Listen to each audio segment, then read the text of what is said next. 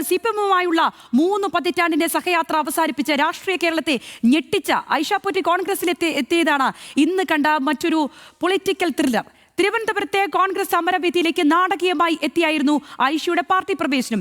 നേതാക്കൾ ഷാൾ അണിയിച്ച് സ്വീകരിച്ച ഐഷയ്ക്ക് 5 രൂപ മെമ്പർഷിപ്പ് കൈമാറി. പിന്നാലെ കൊട്ടാരക്കരയിൽ ഐഷ UDF സ്ഥാനാർത്ഥിയാകുമെന്ന് കൊടിക്കുന്നിൽ സുരേഷ് പ്രഖ്യാപിച്ചു.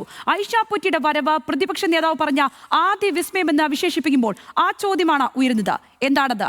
ഐഷ പോറ്റിയുടെ വരവ് കോൺഗ്രസിന് ഗുണം ചെയ്യുമോ? ഷമീർ അബ്ദുൾ ചോദിച്ചിട്ടുണ്ട്. ആ ചോദ്യം പൊതുജനങ്ങളോട് കേട്ടുനോക്കാം. ഷമീറിലേക്ക്. നിയമസഭാ തെരഞ്ഞെടുപ്പിന് മുന്നോടിയായി ചില സർപ്രൈസുകൾ ഉണ്ടാകുമെന്ന് പ്രതിപക്ഷ നേതാവ് പറഞ്ഞ മണിക്കൂറുകൾ പിന്നിടുമ്പോൾ തന്നെ കോൺഗ്രസിൻ്റെ രാപ്പകൽ വേദിയിലേക്ക് കോൺഗ്രസ് അംഗത്വമെടുക്കാനായി CPM-ന്റെ MLA ആയിരുന്ന ഐഷ പോറ്റി എത്തുന്നു. ഐഷ പോറ്റിയാണ് ഇന്നത്തെ വാർത്താ താരം. ഐഷ പോറ്റി കൊട്ടാരക്കരയിൽ വന്നാൽ അല്ലെങ്കിൽ കൊട്ടാരക്കരയിൽ മത്സരിച്ചാൽ വിജയമുണ്ടാകുമോ? അത് കോൺഗ്രസിന് ഗുണം ചെയ്യുമോ? ജനങ്ങൾ പ്രതികരിക്കുന്നു. ഗുണം ചെയ്യാൻ ചാൻസ് ഇല്ല. എന്തുകൊണ്ടെന്ന് പറഞ്ഞാൽ ഇന്നത്തെ സാഹചര്യം വെച്ച് നമ്മളെ പിണറായി സർക്കാരിന് മുൻതൂക്കം ഉണ്ടായിട്ട് ബാലഗോപാലിനെ മത്സരിപ്പിച്ച് അവർ ജയിക്കത്തില്ല. നേട്ടം ചെയ്യാനാണ് സാധ്യതയുള്ളത്. അവർ നല്ലൊരു നേതാവാണ്. ഐഷ പോറ്റി ജയിക്കാൻ സാധ്യതയുള്ളൂ. മൊത്തത്തിലുള്ള ഒരു ഭരണവിരുദ്ധ വികാരമുണ്ട്. അതിൻ്റെ ഭാഗമായിട്ട് കോൺഗ്രസിൻ്റെ മെജോറിറ്റി കിട്ടാനാണ് സാധ്യത. തീർച്ചയായും ശ്രീ ബാലഗോപാൽ ജയിക്കും. ഈ പാർട്ടി മാറി എന്ന് വെച്ചിട്ട് പാർട്ടിക്കാർ മാറത്തില്ലല്ലോ. അവിടെ കൂടുതലും ഇടതുപക്ഷ ചിന്താഗതിക്കാരാണ്. ഐഷ പോറ്റിക്ക് എല്ലാ സാധ്യത പാർട്ടിക്കാണ് സാധ്യത. കൊട്ടാരക്കര നേട്ടം കൊട്ടാരക്കര ജയിക്കും.